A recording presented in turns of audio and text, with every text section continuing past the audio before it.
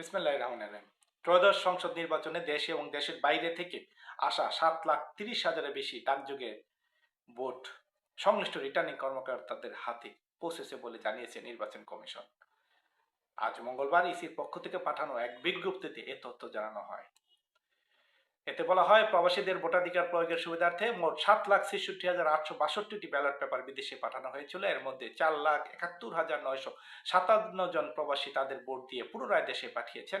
তবে এখন পর্যন্ত রিটার্নিং কর্মকর্তাদের হাতে পৌঁছেছে 4,19,918টি ব্যালট। বাকিগুলো প্রক্রিয়াধীন রয়েছে বলে ধারণা করা হচ্ছে।